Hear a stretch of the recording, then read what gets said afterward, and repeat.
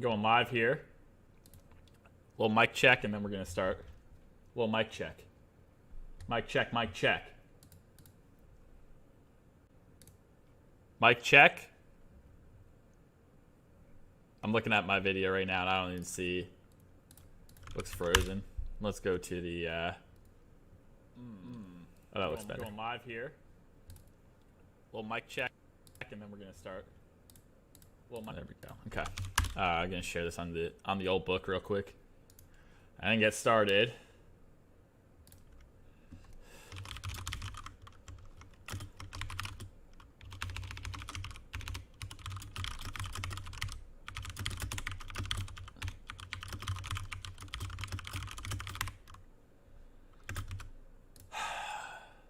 All right. So this topic was definitely one that I just kind of thought of like 10 minutes ago. Keep reiterating this, but I want to get better at like thinking of topics beforehand. But I've gotten pretty good at spinning off shit, I think. And most of the things I talk about, even though this is a topic that I just kind of thought of like 5 or 10 minutes ago, it's one that I've thought about a ton. So it's not like I'm just out here making shit up completely. It's definitely stuff that I've been thinking about. It's just that I don't really like prep too much. I don't know if we're going to keep that format or what's going on there, but for now, it's fine. Today, I'm going to be talking about the qualities that I think make a great software engineer. I'm going to be talking about some of the really great software engineers I've worked with and the things that there's things that they have in common, and then there's other things that are, maybe a little different. I'll also contrast that with some of the really bad engineers that I've worked with. I think that there's definitely more to this story than you would think. Like if you were to ask somebody with no experience to sit down and write down what makes a great software engineer, I think it would be all technical skills. And I think that there's other characteristics and other soft skills that are equally important. And as you climb up the ladder, maybe even more important. Like leadership roles, you don't even write code. You have to have a really good high understanding of things, but you're not writing like lines of code, so it's so those soft skills become even more important. Before I start, I'm just going to talk about, let's see, this weekend was okay. I did finally, my sleep is getting back to normal, which is fucking awesome. Last night was probably the best I've slept in about a month, or maybe even 2 months. I slept so fucking nice. I feel really good today for the most part. Step 1 is sleep. Step 2 is diet. So we're going to get back on the eating healthy. And then step 3 is go back to the gym. I think we'll start doing that next week or 2 weeks from now. I also booked a flight to Mexico in a couple weeks. So I'll probably be streaming out of there. Oh, that's such a good idea. Why didn't I even think of that? Definitely going to be streaming out of Mexico for a couple of weeks in March, which I'll be really fucking excited to do. I read something today that said that coronavirus is, it's on Wall Street Journal, that we're much closer to herd immunity than people think we are, which is really exciting. Person who seems like a pretty smart, well-researched individual suggests that by April or in April, we'll start to see we'll start to see herd immunity. And he makes some good points. If you look at the cases for COVID right now, it's dropping, even though we're not really taking this more precautions than we were a couple months ago, I don't think. But at least in Louisiana, not really, or New Orleans, not really. I know they shut everything down for Mardi Gras. I think that was probably to avoid making national news. But regardless of that's where I'm at. Feeling pretty good this week. Feeling almost back to the real shit here. What makes a great software engineer? I was a team about 20 or 25 people, and I worked with 2 engineers. One was the architect of the team, and one was, I don't even think he was a senior engineer. He's a mid-level dude at the time, just because he was very young, and I guess just because he was young. He wasn't even inexperienced relatively, but those 2 were the first great engineers I've worked with, and they were, even having worked with other people since then, they were excellent. A couple things that made them really good. The first thing, and it has to be said, even though I kind of negated this when I started out talking, is that phenomenal tech skills. They were both very, very, very fucking technically sound all across the board. these are front end dudes, so they're absolutely fantastic in JavaScript and the build tools. CSS, one of them, the architect was phenomenal, well-rounded, all that stuff. But the other guy was not a great CSS person, which is interesting. I think he was actually pretty bad. He would admit that he's like bad at CSS even. But his knowledge of JavaScript and general engineering knowledge, it was off the charts. He also had a slight back-end engineering background. He moved to front-end after learning some back-end, which gives you some tools that's some rare tools that you have. Most front-end engineers can kind of like hack a back-end with Node in the JavaScript world, but that's not, like, I'm talking about a real back-end engineer. Real full-stack engineers are unicorns, and they're incredibly rare. I don't think I've seen any. I think one dude who I'll mention in a minute, who's the best engineer I've ever worked with. My last job was probably the closest thing to a legit full stack.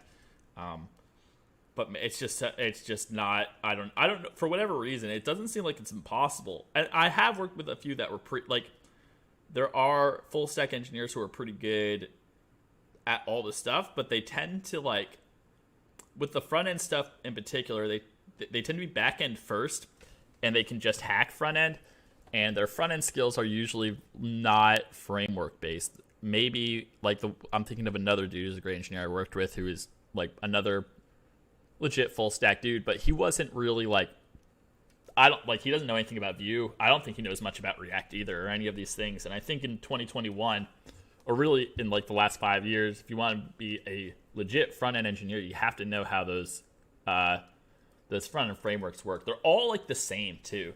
They're all very similar. They're all using Virtual DOM or something very similar to a Virtual DOM, with the exception of Svelte. They're all using Vue and React are so fucking similar to me. The API is different. The way you interact with things is different, but it's the same exact concepts. It's really easy to learn one if you know the other. But regardless, I think that there's something about these full stack engineers where they don't really embrace front end to me. But this dude that I'm thinking of, my first job, he was a very legit full stack dude. Really good knowledge of all this different web technology. So both of them. Of course, you have to be very technically sound to be a great engineer. I don't think there's really any way around it. But you can but you don't need to be Dan Abramov. You don't need to have, your tech skills can be really sharp, but they might not necessarily need to be at some insane level. I think one of the things about being a senior engineer is that you're the last line of defense. So if there's a bug that no one can figure out, that's on you, basically. So you had to have enough technical skills to basically hack through almost anything to some extent. You don't have to create perfect, creative, fucking artistic solutions every single time, but you are going to be responsible for that. I think that's important to know. The other things so technical skills, number one, sure. The other things that make the architect of this team, I should probably have only talked about one person at a time here, because I'm switching between the two. But the architect of the team, he had a couple personal qualities. Not only was he technically, him really, really well suited for a tech lead architect type position. The first thing he did, and I'm very lucky to land where I landed for my first job. One of the qualities that he really, really embodied, and I was so impressed by it, was humility. He was a very, very humble person, and he acknowledged that in spite of him being the best engineer on this team of 20-25 people, he knows that there's engineers better than him in the world. He knows that there's limits to how much he knows. He also, one of my favorite things about him is that he didn't give a fuck about titles, and he didn't give a fuck about where an idea came from. If it was a good idea, even if it came from an intern, he was going to hear him out. He listened to everybody, and I think that was that's rare. That's not common at all. The other dude I'm thinking of definitely was not like that. The other dude I worked with, who I mentioned, is not like that. He just, I mean, he'll definitely listen to anybody talk, but like at a certain point, if you say something dumb or if you reveal that you don't really know what you're talking about, which if you don't, you'll probably do that in the first 5 words. He's tuning you out basically, which is fine. I mean, I kind of do the same. I think it's really hard to do what the architect did, to like really really listen to people and really really, take suggestions and advice from anywhere. That was like, I was very surprised at that. And I continue to be. He's a very good person, and he's like, it's something, I don't know, it's just part of who he is, I think, where he has that like humility to him and the willingness to listening. Oh man, that's a huge one. Really great engineers are usually really great listeners. They're not afraid to say no. They're not afraid to tell you how long. When asked how long something takes, they're gonna give you honest answers for everything. Part of that, I think, is because they're not insecure, so they're not worried about like coming off a certain way. Whereby, like, if you're a new engineer, you might feel the need to underestimate how long an item is going to take to impress people or to like prove competence in some way. And that is a losing strategy because it's not going to work. It's exceedingly common. It's like almost every junior-ish engineer will do this. It's very, very common. And even senior people do this. It's so common to underestimate how long something is going to take to get done. Part of that is because, or a lot of that is because before you start doing almost anything, not every ticket, but like 70 to 80% of the tickets that you work on, you're not going to know. You're going to read a description of a ticket of what you're supposed to do, and then you'll be asked before you even start working on it or looking into it or anything how long it's going to take. Very difficult to predict, especially because you'll be working on apps you've never worked in. You may be working with languages and libraries you've never worked with. You may be working in a bowl of big old fucking spaghetti code. You may find any number of things when you get it. You may find that like the build is broken and you can't even get a dev environment running for whatever. Like there's so many things, and that's like those are the catastrophes on top of the millions of other small things that can go wrong.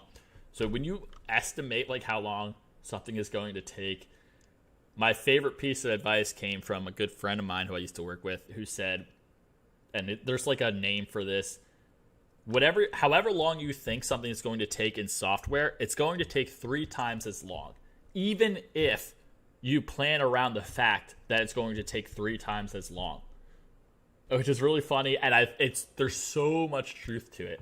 I think good engineers are really good at when they're asked about how long something's going to take, when they're asked to give an estimate, they're really, really good at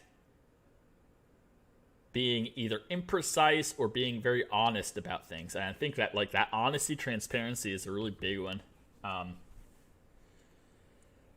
Those are the things that come to mind from the first couple of people I worked with. Outside, like the one thing that does stand out, the technical skills were really good, listening was really good, humility from one of the dudes I worked with was amazing. And especially when you're like a junior or you're just starting out, like how nice is it that you feel like you're actually listened to. It sounds weird, like it sounds basic as shit, but the fact is most senior engineers are getting like battered with dumb questions on the daily, and they just don't give a fuck. Like they like lose.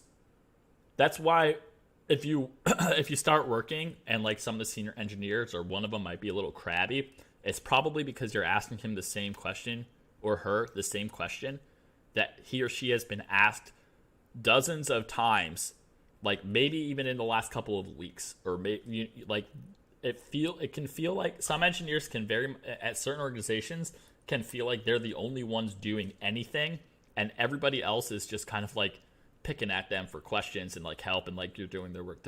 And I think that there is some truth to that depending on the company. So I do think, but I think like good senior engineers don't let that get to them, and they're helpful regardless. good engineers, not even good. Not I mean, I shouldn't even call this like about being a good senior engineer. We should just be talking about the good qualities of like a good engineer in general, regardless of title or of stature or any of that shit. And I think that listening is a huge one. I think like listening, transparency. I'm gonna like skip the tech skills because that's an obvious one, but being a good listener, being humble, and yeah, being transparent and honest with things. They're also not afraid of. They're not afraid of conflict. Like if there's an issue with something, they're not going to try and sweep it under the rug. So it's very like they're generally pretty good at conflict resolution, or at least stating their case. And then the other stuff, like all the technical skills, is all the stuff too, right? It's not just front end, but you like being well rounded and like Git, helping people and all that shit. I think that's big. There's definitely things about. I think that one of the really big things. This is like a different topic almost, but like gaining influence in an organization is a really, really interesting concept too. And I think that like good engineers know how to do that. They know how to influence an organization or a team in a certain direction without maybe like not in a manipulative way, but in like a positive, gentle sort of like nudging kind of, or a carrot and a stick model, even something like that. There's just certain people in organizations are very, very good at gaining influence, and that's everything. That's huge in an org. There's a really, really, one of my all-time favorite videos on YouTube. It's from this dude. I really want to do this one day where I talk about the YouTubers that I listen to. This is a dude named The Tech Lead.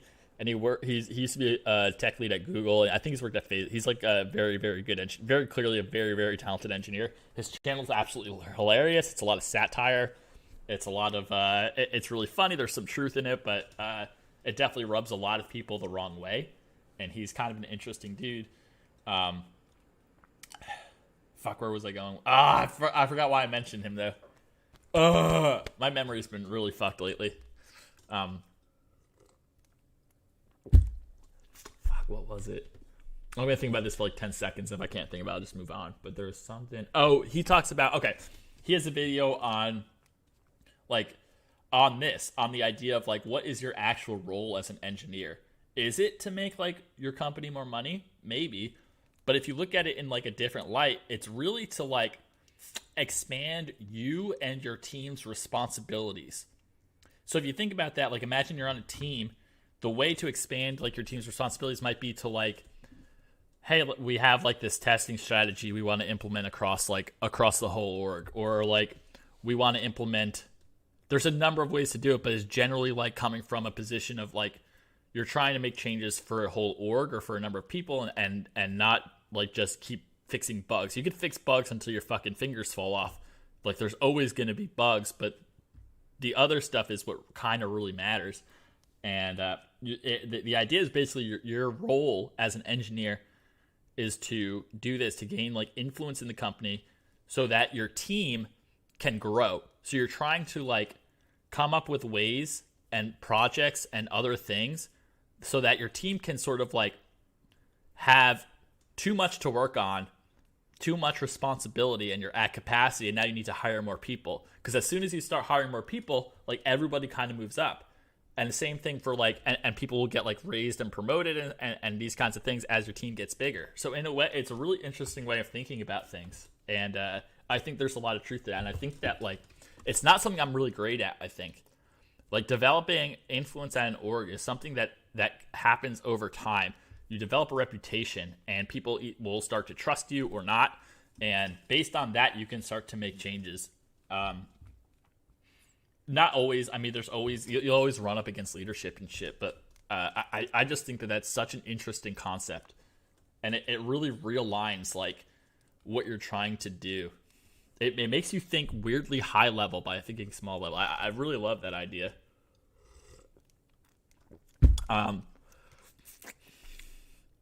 Let's see. What are the other pauses? Okay, other things worth mentioning.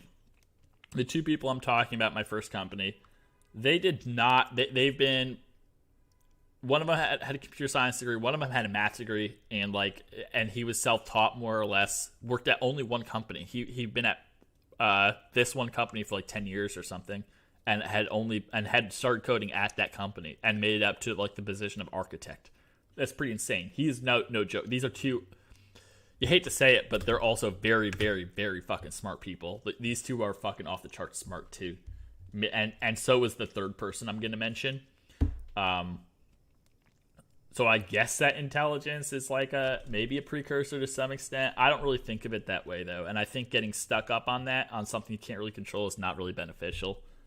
And the whole point of this is to say that there's other things outside of code. Like, code is part of it. Tech skills are very, very important, but there's so many other things that really, really matter.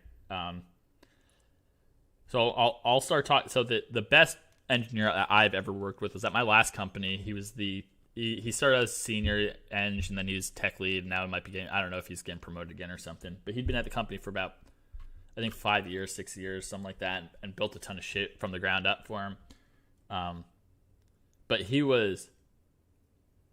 his approach to problem solving, I was just like fascinated. Like he just oozes wisdom. I'll talk about him first. He like oozes wisdom, and technically he's the best person that I've ever worked with and I've ever seen. Like he'll blow your mind.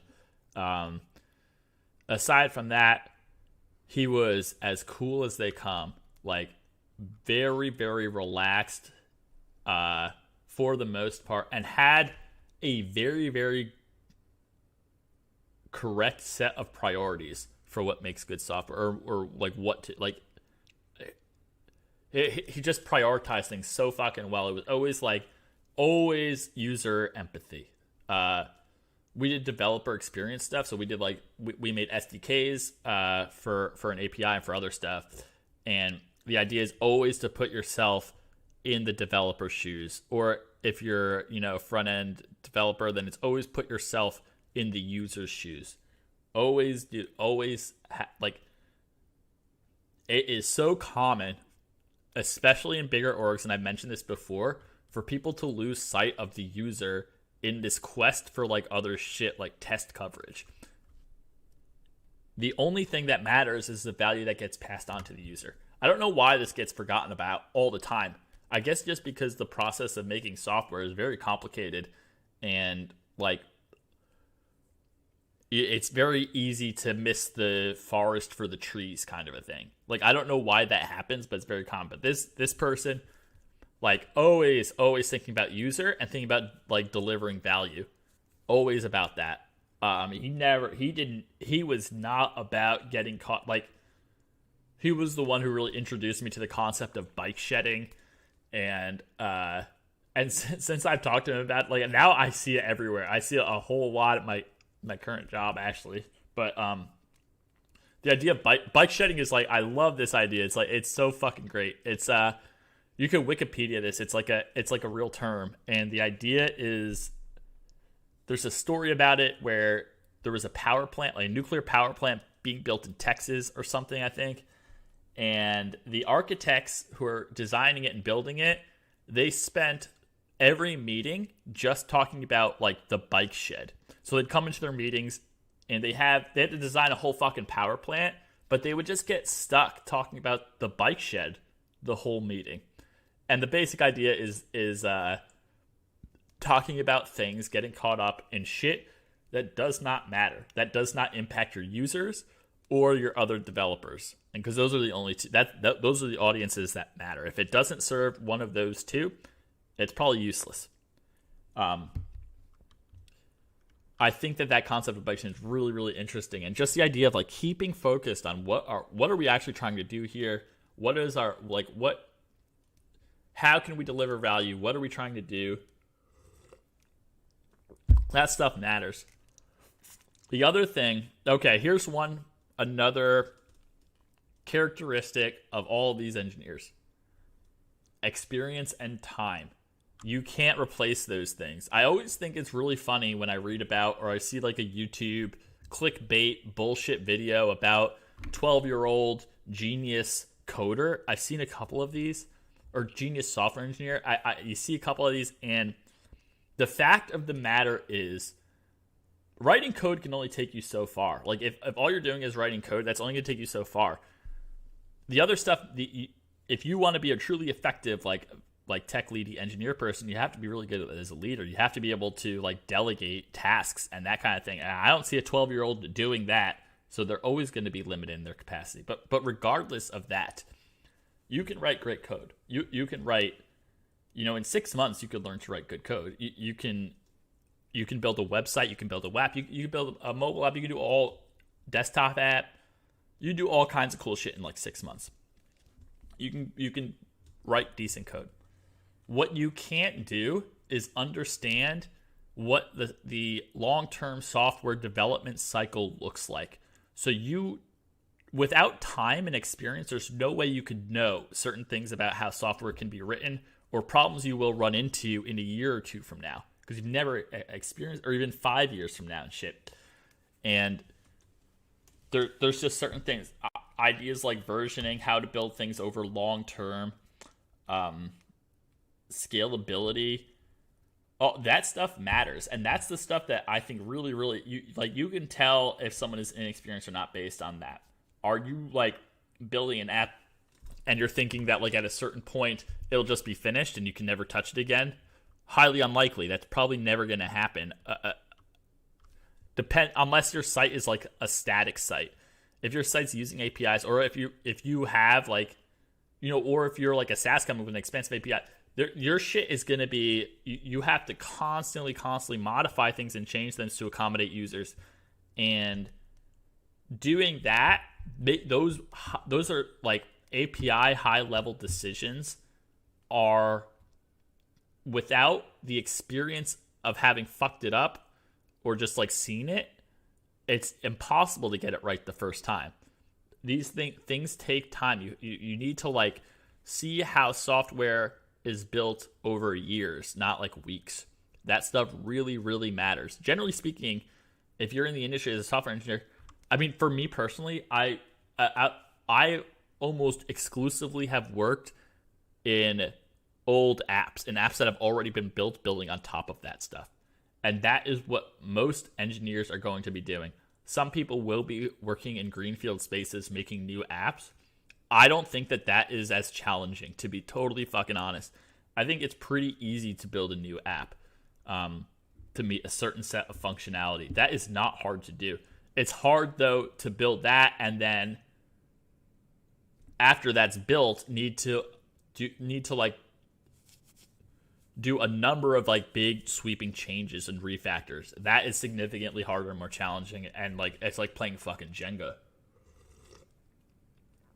So I think like, as much as it pains me to say it, time and experience really fucking matters too. You just get this wisdom. You get like, at my second job with this guy who I'm describing as like the best person I've worked with, one of the things that he was so good at in pull request in code review is he'd catch like very, very difficult to see but questionably sinister like potential bugs. He was so good at that, and I asked like, and he like routinely helped me from like not shooting myself in the foot. Not everything. I mean, I write great code, but like on more than a couple occasions, he definitely saved me from like, oh shit, I didn't even think about that. You're dead on. And I asked him about it one day. I'm like, dude, how do you like I think I asked him about it one day, and what he said was that the only reason he knows this stuff is because he's fucked it up so many fucking times before that he knows, like, he's made those same mistakes. And I think that's what I'm saying. Like, experience is king. Time is king. You just need to, like, fuck up more or not fuck up more and just get more and more experience, and then you start to develop your intuition for things and reference points and shit like that. And that's when you become good. So you can, like, just keep in mind that there is a limit to how good you can get in a certain set of time. Just because there's things that you need, you can only experience them if you've been doing something for years. It's just how it is. So that does come to mind.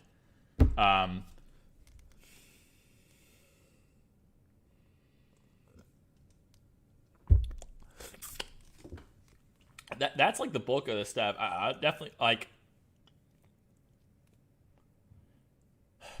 There's other things I'm thinking of, but they're more nebulous and they really do boil down to tech skills. So maybe now I'm like talking about it, and maybe I underestimated tech skills as part of this conversation. But I've worked with people with really great tech skills who I don't think were very good engineers, partially because they didn't understand how to deliver value for a business, or have that user empathy. The other great engineer that I worked with at my last job, who was also on the same level as this other guy, like one of the best probably the best engineer I've worked with, these two. He was a back-end dude, and he is like an API designer kind of a thing. This guy was another one. And more that I think about this, there's basically 4 people I'm talking about now, 3 so far, and this is the 4th. All 4 of these people are like beyond smart. Like they are like, I don't know if they're like borderline genius level, but they're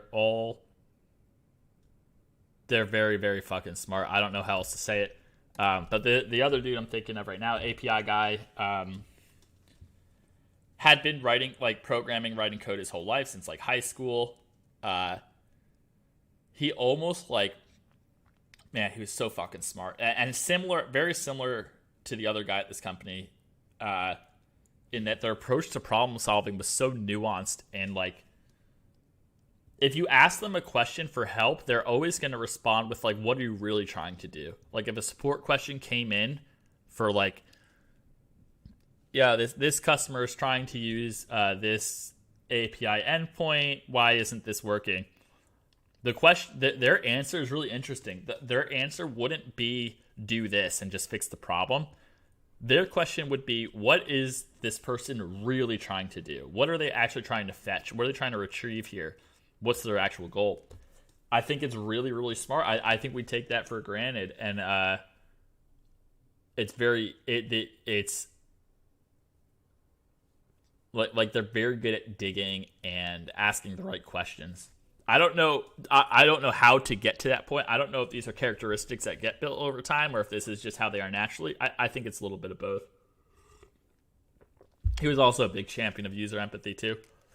That was like his driving. I mean, he was the one who started the team that I worked on, and that was like that was like the most important value of the team, I think, is like empathy. And it's such a good approach. It's when you start thinking that way, I think that's when you can really think about and deliver value to users and to customers and shit. That's the real shit. Other stuff, he also, the one thing I would say about these 2 engineers in my last company, both of who were very smart and phenomenal on every level, they were almost like, they could almost be too nebulous about shit and hard to understand. I think that they're operating on such a different level from a lot of different people that it's almost like it's hard for me to see things how they see them. So a lot of times they would be saying things, and I would be very confused by what they were trying to say, even though it was something very simple. They also just like talked in a weird way, to be totally honest. There's like a certain way of talking. Like there's a vocabulary. It took me like months to understand this guy. Not him, the other one. It took me a long time to understand what he was saying. He just had such a like idiosyncratic sort of way of talking, and just like a very, very expansive vocabulary, and using these different offbeat words to describe things that I've never heard before. I don't know if that's something I would put in the good engineer category, but it's definitely something to think about, I guess. I do think clear communication, a really great engineer, very clear communication, especially written. Ooh, that's a good one. Written communication, huge. Really good engineers, really good written communication. They write good tickets usually. They describe their pull requests very well. They'll write like, Confluency wiki documentation pieces that are really fucking good, and they also care. All 4 of these people care a whole fucking lot about doing good work. Like very conscientious people. And they are very, very, they are hard workers. Like I don't think you have to work beyond 8 hours a day to be a good engineer, but 2 of them definitely did. Of the 4 that I'm thinking, the 2 at my last company, I'm pretty sure putting more than 40 hours per week, and I think they're unicorns. I think that's a terrible. I mean, I think that they're just built different to some extent too. I hate to say that because it's not a good like what can we take from it position to just say, well, they're just really fucking good and that's it. I don't like doing that. But it is worth noting that they seemed on a different level to some extent. Could be just my perception of them. But just very, very fucking talented people. So those are the ones I could think of. This one would have been good to like sit down and brainstorm for a bit, but is what it is. And I think I got out the ones that mattered. Tech skills, transparency, honesty, user empathy. Those are like the really, really big ones.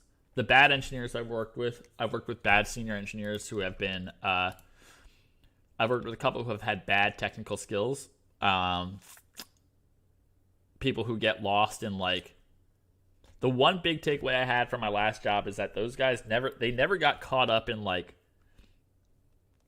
they never got too caught up in very low level sort of like code and instrumentation type questions. Maybe they did to some extent. I'm thinking about it now. We did write like the code was very, very fucking nitpicked over and shit. But it wasn't like the only thing that mattered. Like there's some company, like I feel like there's companies where you'll be in a staff meeting and people will be just talking about like array methods for like 20 minutes or some dumb like some JavaScript feature for a while. I just don't see the value in it unless you need to train your team and teach them how to code, which is a possible thing. It just seems like very questionable. But I don't know. I've been thinking a lot that there's such a big difference between corporate and startup environments that really fucking blows my mind. It's very different development.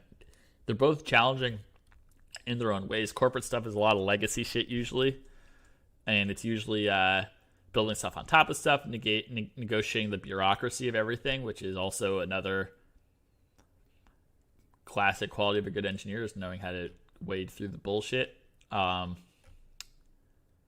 yeah, corporate stuff has a lot of that.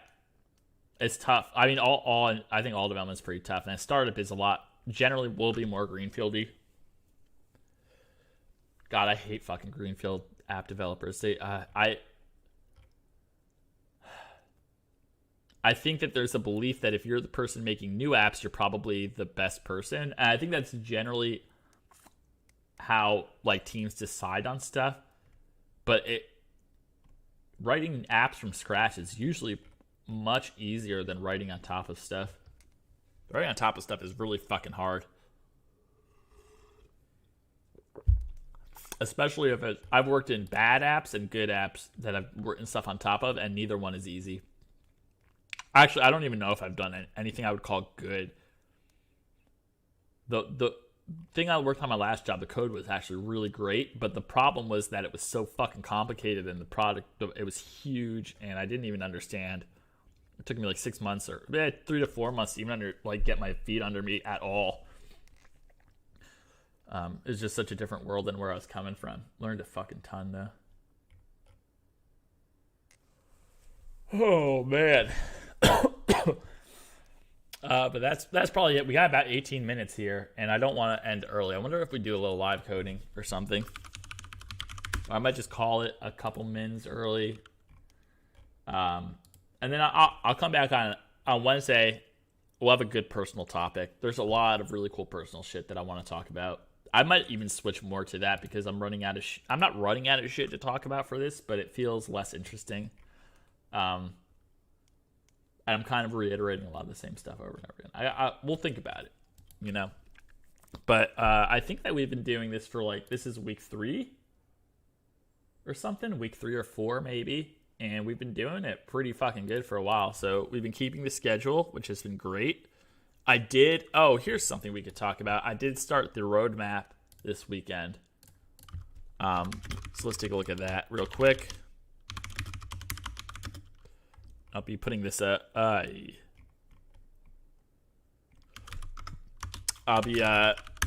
I'm going to be deploying this probably this week, but there's a lot of work still to be done. It was technically my stream goal, but for last week, we got it down in Markdown. I have it blurbed out. Now I guess, so I have the idea is mostly fleshed out, but the actual implementation is not there yet. So let's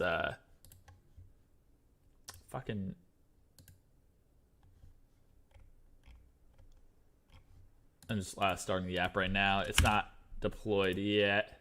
Okay, let's share my screeny.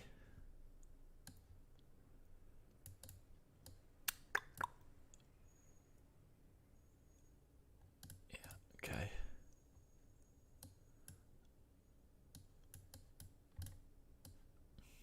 Okay, so website right now. Obviously, it's pretty dope. Check out that sweet sun and the little hill right here. Beautiful. The streams are up, but we need to. I still haven't. I have to like go back into Contentful and like add a whole bunch of content for the streams that I've done since. That'll be kind of. It'll take like 10 minutes. Shit. And this is what we're starting on for the roadmap here. I actually live coded doing this. Oh, we got an error on the page. Love it, love it, love it. Oh, yeah. Fuck. I forgot I was getting this. I was trying to do some weird shit. Let's see if we can fix this real quick just so we can get this rendering. There should be a use effects call somewhere. That's getting fucked up. Okay.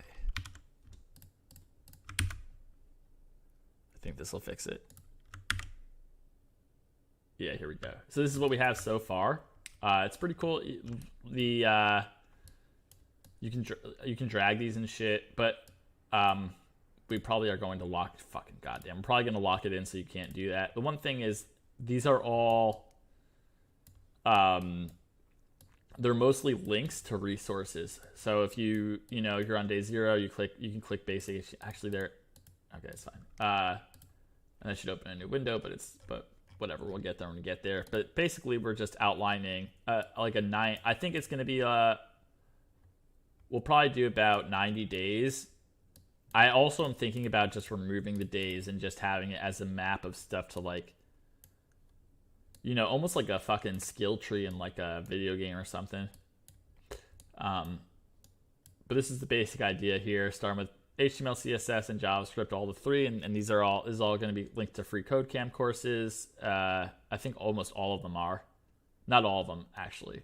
And the idea would also be that I think either there'd be an event, like a hover event or a click event, and then we'll get like a little pop-over card type situation here, and it'll just give like a little blurb on like what you're trying to do, and that kind of thing.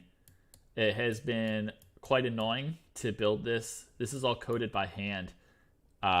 With the help of a library to do the rendering, but like the position, the content, and like these little connection pieces, I call them edges. It's been quite a pain in the ass to code, and I think I need to write an abstraction layer on top of it to make it way fucking easier. But I think that by the end of next week we'll have this like in a really, really good place, and then we'll be able to like deploy it and shit.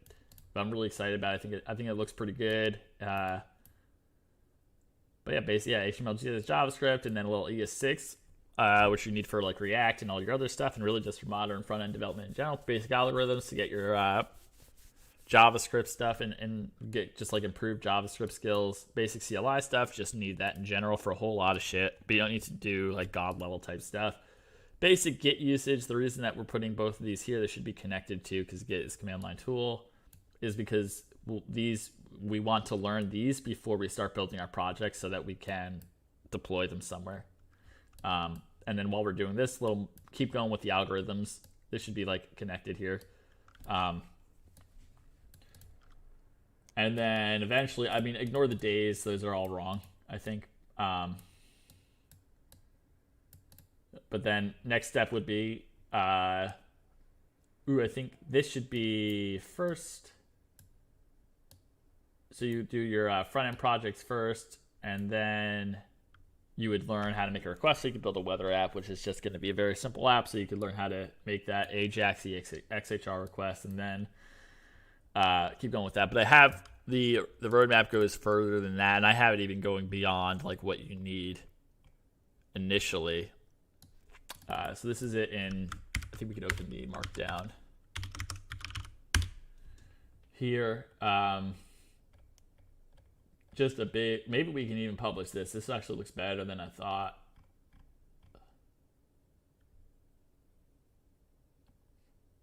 Yeah.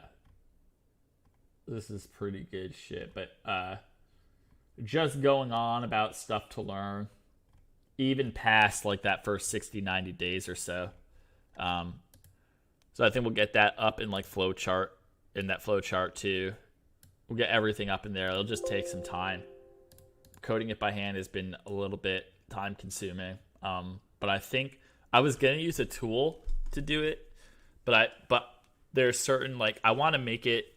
There's certain custom pieces that I want to add that need to be in code. I think there might be some other services that could be helpful for it. I probably could just use a tool, but maybe not. I don't know. I think that doing it in code does give me the flexibility to add like a bunch of other cool weird shit to it. So we're just gonna keep doing it like that, and I think we do write an abstraction layer to make it easier to write.